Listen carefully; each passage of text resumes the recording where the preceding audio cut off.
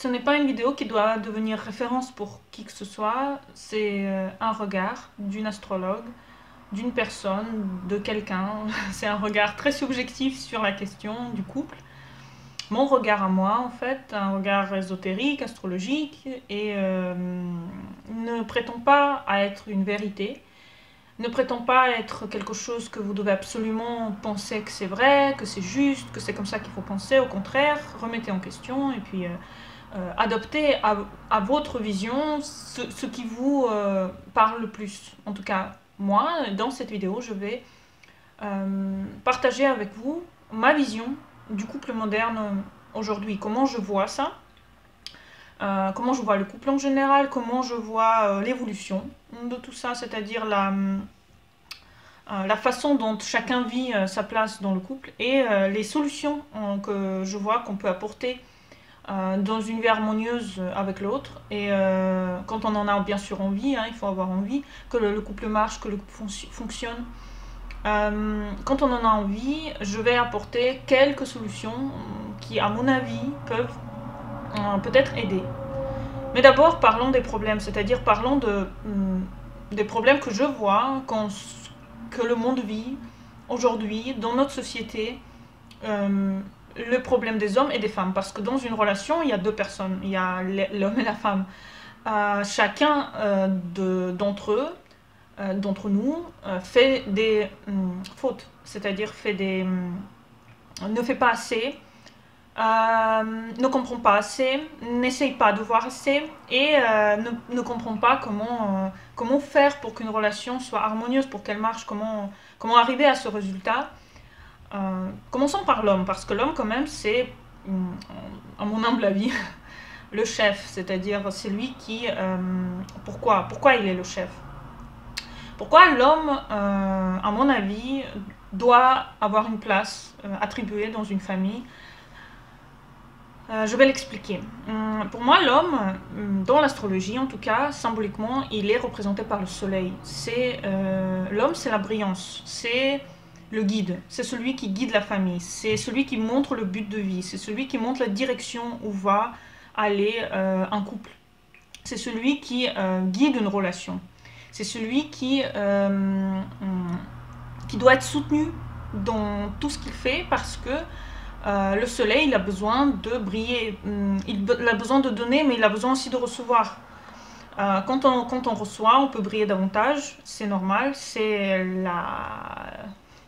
une relation normale quand quelqu'un est aimé. Quand vous aimez quelqu'un, vous avez envie qu'il réussisse, vous avez envie qu'il soit bien, donc vous donnez à l'autre ce que vous voulez qu'on vous donne.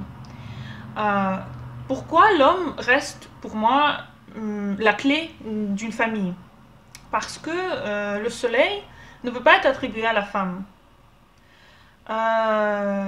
Dans le thème féminin, le soleil, bien sûr, il est attribué à la femme, mais bien sûr qu'il est attribué aussi au père, au mari, aux hommes dans la vie de la femme. Mais pourquoi l'homme, il reste le chef? Parce que l'homme, il vient sur cette terre avec un but de transmission. Il a un phallus, il a l'énergie de donner la vie. La femme, elle est juste la réceptrice de ça, mais elle ne crée pas la vie. La vie, elle est créée dont l'homme, c'est-à-dire l'homme avec la femme, crée la vie ensemble, bien sûr, mais la graine vient de l'homme, parce que l'homme, il est fait de telle façon, d'accord? Ça, c'est anatomiquement parlant. Mais disons que, spirituellement parlant, l'homme, il a en lui des qualités spirituelles qui sont cachées, souvent, chez les hommes d'aujourd'hui, modernes. Les qualités spirituelles ésotériques sont cachées, parce que l'homme n'est pas éduqué comme il faut. Il est tourné seulement vers le côté matériel de la vie. Comment faire pour que la famille, elle ait pas de besoin, ne soit pas dans le besoin imminent matériel. Mais l'homme oublie son côté ésotérique et spirituel, parce que un homme, normalement, il est profondément spirituel, profondément ésotérique. Il est porteur de sens de vie. Et comment on peut avoir un sens de vie, un but de vie, si on ne se connaît pas? Si dès le début on vous dit que l'homme il doit gagner de l'argent, être fort, réussir partout, mais en fait il oublie sa propre nature, c'est-à-dire on le dénature, on lui met des projections, et ça c'est la faute aux femmes. mais on lui met des choses qui ne lui appartiennent pas, parce que chaque homme est différent, chaque homme aura des choses à lui à donner au monde. On n'est pas tous des chefs d'entreprise, on n'est pas tous des... Les hommes, je veux dire, les hommes ne sont pas tous chefs, les hommes ne sont pas tous, je ne sais pas, journalistes, chirurgiens, ils ne sont pas tous tout. C'est-à-dire, chaque homme aura une qualité que la femme devra reconnaître, voir en lui et apprécier si elle veut rester avec cet homme. Apprécier cette qualité en particulier chez l'homme pour que l'homme puisse s'ouvrir davantage, c'est-à-dire s'ouvrir à sa propre nature et à lui-même. Le problème, en fait, c'est que l'éducation que donnent les femmes aux garçons n'est pas une éducation de recherche de soi. C'est une éducation de gain d'argent. C'est une éducation de, voilà, tu dois être fort, tu dois être, je sais pas, tu dois être puissant, tu dois respecter les femmes dans les meilleurs des cas. Et elle n'est pas comme il faut. C'est-à-dire, on ne dit pas à l'homme, on n'essaye pas de trouver dans l'homme sa qualité. Comme dans une tribu, vous voyez, dans une tribu, chaque homme, il avait une qualité à lui. Personne ne disait, voilà, n'importe quel garçon sera chef de clan, etc. Chaque homme, il avait quelque chose qui fait mieux que les autres. Et dans la vie moderne, aujourd'hui, on envoie les hommes à faire leurs besognes juste pour gagner de l'argent, mais on ne leur demande pas quelles sont leurs envies, comment ils veulent évoluer. Donc, c'est très dur pour un homme aussi de trouver sa place. Et c'est pour ça que l'homme, en ce moment, il dégrade. C'est-à-dire qu'il met sur la femme des aspirations. La femme, bon, elle a un autre souci. Mais l'homme, en fait, comme il est dégradé par la femme, il est dégradé dans sa masculinité. On ne le soutient pas assez, on ne lui dit pas assez qu'il compte, que c'est sur lui qu'on veut compter. Et un homme, il a besoin de ça, vous savez. Il a besoin qu'on lui dise qu'on a besoin de lui. Plus la femme, elle dit ça, plus l'homme, il cherche en lui, vous voyez, il cherche en lui, il commence la recherche, mais ça on va en parler après. Place de la femme, pour moi, c'est une réceptrice, dans tous les sens du terme. Elle reçoit le phallus, elle reçoit la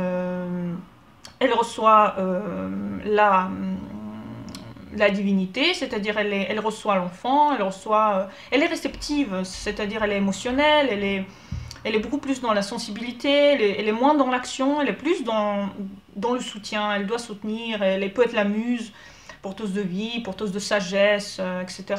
Une femme à la base, c'est une nature sage, douce, qui veut que son homme soit bien, mais qui veut aussi être bien, c'est-à-dire dans notre société moderne, la femme n'est plus une femme de ménage, elle n'est plus une femme qui doit rester à la maison pour éduquer les enfants.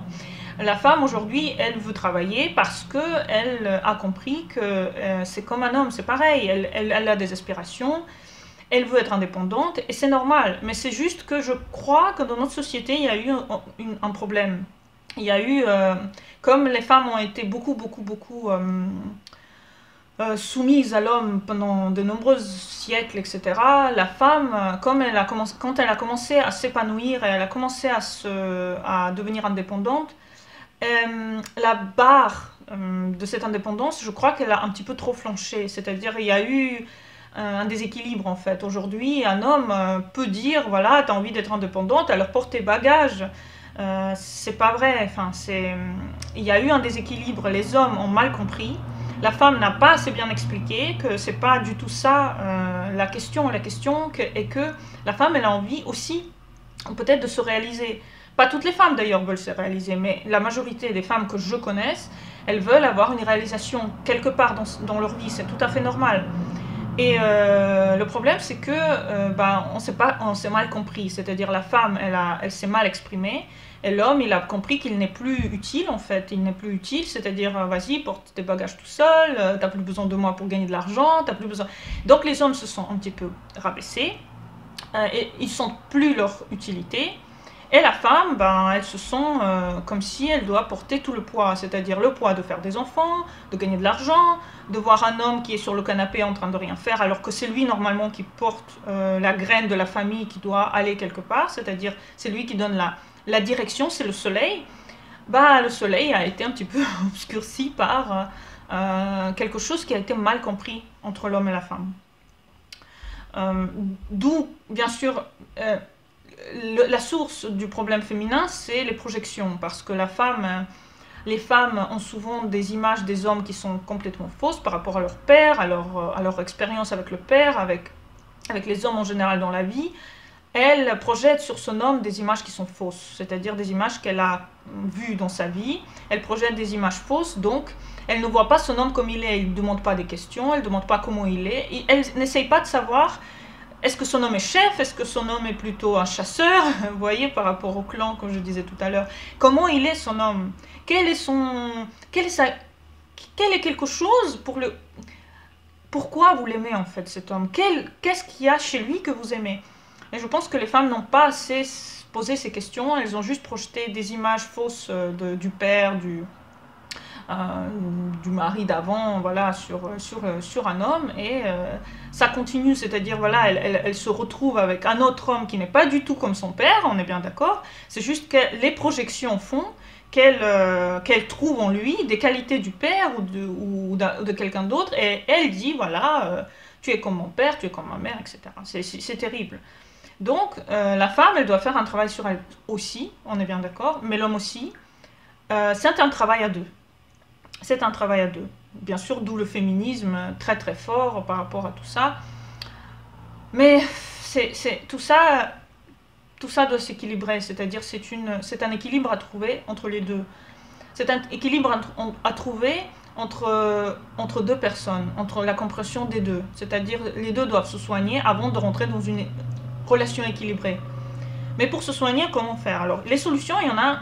Moi, j'en ai plusieurs. Bon, je n'ai seulement 3. Peut-être qu'un jour, j'aurai un petit peu plus de solutions. Mais en tout cas, pour l'instant, il y en a 3. Première solution, c'est le respect de l'individualité de chacun. Dans un couple, dans un monde parfait, l'homme, il respecte que la femme, par exemple, ne veut pas faire le ménage. Donc, il y a une femme de ménage. L'homme respecte quand la femme veut travailler là où elle veut, ou non. L'homme respecte que la femme ne veut pas travailler où elle veut. Ça la regarde. L'homme respecte que la femme a envie d'enfant ou n'a pas envie d'enfant. L'homme respecte que la femme est une personnalité à part entière, qu'elle n'est pas du tout comme sa mère ou je ne sais pas quoi, et qu'elle est là pour donner du soutien. Elle a aussi besoin de soutien, elle a aussi besoin d'être soutenue, elle a aussi besoin d'amour, elle a aussi besoin de câlins et de tendresse. Et vice-versa, c'est pareil, la femme demande à son homme qui tu es, elle s'intéresse à lui, elle enlève tous ses préjugés de son père et de sa famille en général, elle se concentre sur son homme et elle essaye de le comprendre et de le soutenir dans ce qu'il est vraiment, pas dans ce qu'elle veut de lui, mais dans ce qu'il est vraiment. Elle essaie de voir son individualité, de voir de quoi il est fait, et elle essaie de le soutenir dedans, seulement dedans. Et bien sûr, le respect de l'individualité de chacun requiert beaucoup de sagesse, requiert beaucoup de patience, parce que ce n'est pas évident. Et c'est là où on voit que parfois on n'est pas avec un homme parce qu'on l'aime vraiment, c'est-à-dire qu'on est avec parce qu'on est rempli d'illusions par rapport à certaines choses. Et quand les illusions tombent, on se rend compte qu'on n'aime pas l'homme en question. On n'aime pas l'homme en question parce qu'on ne peut pas l'aimer, ces qualités-là qui sont les plus importantes pour lui, on ne peut pas les soutenir. Voilà, donc la femme doit aussi faire ce travail-là de soutien moral en fait, de soutien moral de l'homme. Donc premier point, c'était le respect de l'individualité de chacun, ça va très très loin.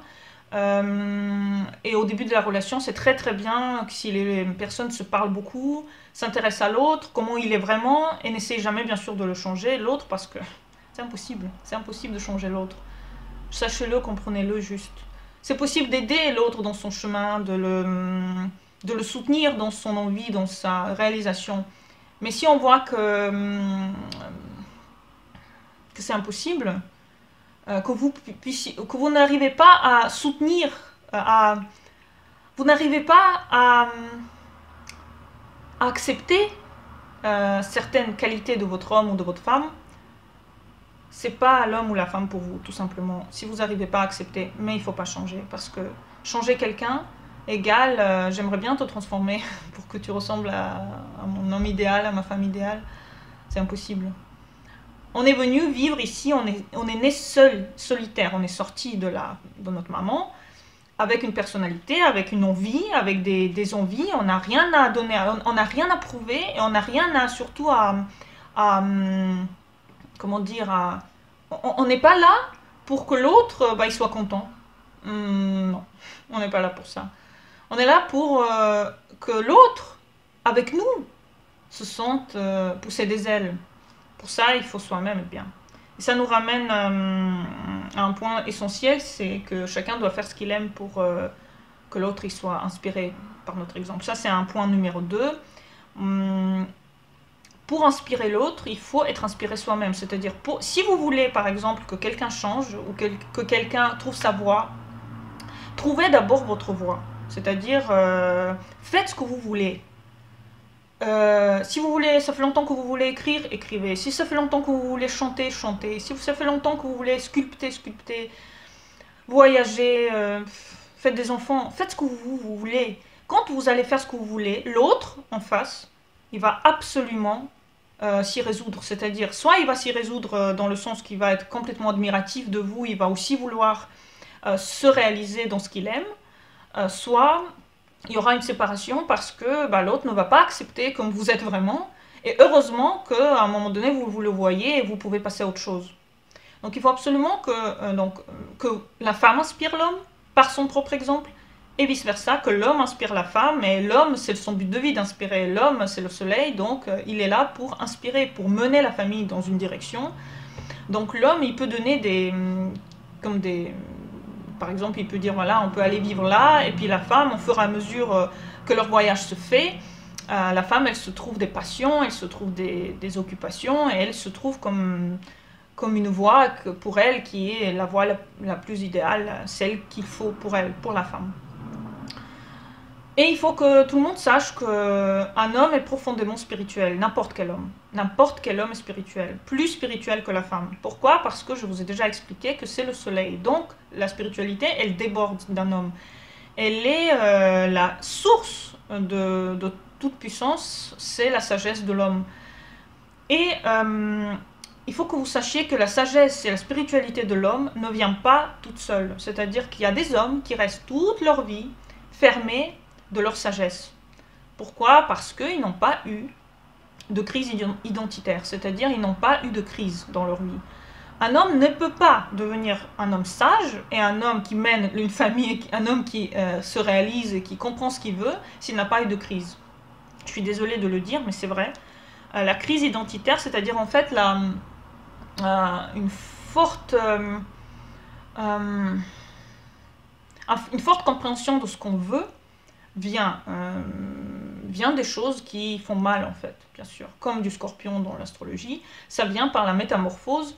Souvent les hommes, quand on les met devant des situations qui pour eux sont très très difficiles, ces situations-là, ils sont complètement, ils ouvrent en fait le champ à une nouvelle vision de la vie, c'est-à-dire ils passent par des divorces, par des maladies, par des pertes d'emploi, etc. Donc un homme, pour qu'il devienne celui que toutes les femmes voudraient, un homme sage, un homme qui comprend, un homme qui un petit peu qui soutient, qui voit dans la femme la déesse de sa vie, qui veut que sa femme soit bien, qui veut qu'elle fasse ce qu'elle aime, cet homme-là, si vous voulez, toutes les filles qui me regardaient, les femmes, si vous voulez un homme comme ça, alors soit c'est un homme qui est déjà passé par une crise identitaire puissante, par des problèmes, mais des hommes jeunes, même si je n'ai connu des hommes jeunes qui sont déjà très très très avancés niveau spiritualité,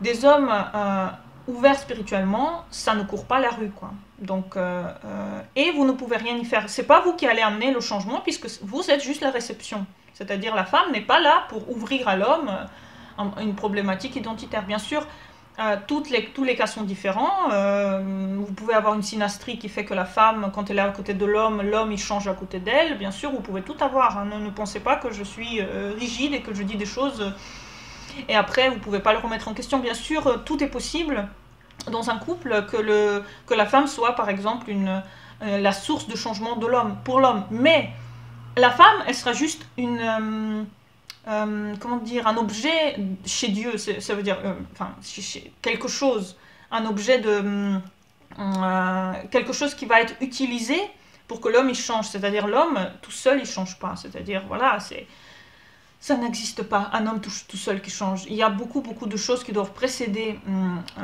sa crise identitaire, ce qui doit précéder sa problématique. À ce moment-là, il change, il comprend les choses, il comprend les choses autour de lui, et il commence à évoluer dans ce sens-là. Donc la quête du bonheur du couple moderne, elle est déjà dans le fait que l'homme doit comprendre beaucoup de choses avant de mener une famille quelque part. C'est-à-dire un homme qui ne peut pas mener une famille quelque part, c'est-à-dire qu'il est lui-même à la recherche de lui-même, c'est un homme difficile pour la femme, parce que la femme, elle va être comme prise par... elle va avoir les deux rôles. Le rôle de savoir où l'homme va et le rôle de s'occuper de la partie muse, réception, etc. C'est un petit peu dur pour la femme. C'est pour ça que beaucoup de couples se séparent au bout d'un moment, parce que la femme ne peut pas gérer tout. Et l'homme, il voudrait, un homme qui n'est pas réalisé, il voudrait que la femme gère tout. C'est ça le problème. Et vice-versa, un homme qui... donc une femme qui n'est pas réalisée et qui se sent malheureuse dans un couple, ça doit aussi faire quelque chose. Si l'homme n'accepte pas que la femme fasse ce qu'elle veut, qu'elle vive son individualité parce que cette femme-là, elle est faite de cette façon-là, pareil, c'est le même problème, c'est-à-dire il y a un souci de couple là-dedans. Il faut que chaque partie, l'homme et la femme, soit ouverte au fait que l'autre n'est pas comme on voudrait qu'il soit. Il est juste comme il est. Et si vous acceptez cette différence, si vous aimez cette personne pour ce qu'elle est vraiment, pas pour ce que vous voulez d'elle, l'image que vous projetez sur elle, à ce moment-là, votre couple va être parfait, il va durer toute la vie. Et souvent, dans les couples qui durent, dans mon expérience, chacun, il est très indépendant. C'est-à-dire, il fait ce qu'il aime, il a des sorties, il a des amis, il a des occupations, il a un travail. Chacun, c'est-à-dire la femme, elle a ses occupations et l'homme, il a ses occupations. Et à ce moment-là, le couple est harmonieux, peut durer toute la vie. Et le respect de l'individualité, le début de la spiritualité chez l'homme, ça peut même commencer plus tard que quand vous êtes en couple. Si l'homme, il n'a pas seulement... s'il a des crises identitaires, au fur et à mesure de sa vie, il va se développer psychologiquement et spirituellement. Et pareil, la femme qui va inspirer l'homme si jamais, la femme, elle est là pour être la muse, c'est-à-dire celle qui crée en fait cet équilibre dans le couple quand un homme il rentre, ou quand la femme elle rentre. Voilà, la femme, elle est là pour donner cette impulsion de bonté, et l'homme, il est là pour donner cette impulsion de vie. Donc si chacun respecte ces petites lois en fait ésotériques, parce que ce sont que des lois ésotériques, hein. Ce n'est pas quelque chose que je veux ou que je ne veux pas. C'est quelque chose d'ésotérique, c'est-à-dire on n'est pas fait pareil, un homme et une femme. On n'est pas fait pareil. La force n'est pas la même, l'esprit n'est pas le même. Donc il est important que chacun respecte. Voilà, chacun respecte l'autre dans son intégralité, dans son individualité, et qu'il l'aime pour ce qu'il est vraiment. Donc mes conseils sont très simples. Écoutez l'autre, posez-lui des questions, occupez-vous de lui, de elle, soutenez votre femme, soutenez votre homme dans ce qu'il fait. Et si vous n'aimez pas dès le début la façon dont votre homme ou votre femme vit ou veut vivre, franchement, cherchez quelqu'un d'autre. Partez et attendez que quelqu'un d'autre arrive dans votre vie, parce que vous ne pouvez pas rester avec quelqu'un si vous n'aimez pas ces petites choses, ces petites qualités que l'homme ou la femme est là. Vous ne pouvez pas rester avec lui longtemps. Un jour, ça cassera. Donc je vous souhaite à tous de vous poser des bonnes questions, d'essayer d'aller dans ce sens. Si j'ai d'autres idées par rapport à ce genre de vidéos ou d'idées, je vais bien sûr les exposer. En tout cas, c'est une personne qui m'a inspiré cette question et je la remercie énormément. Elle sait que je parle d'elle. Voilà, donc je vous souhaite à tous une très bonne journée. Laissez des commentaires, abonnez-vous à ma chaîne et à bientôt. Au revoir.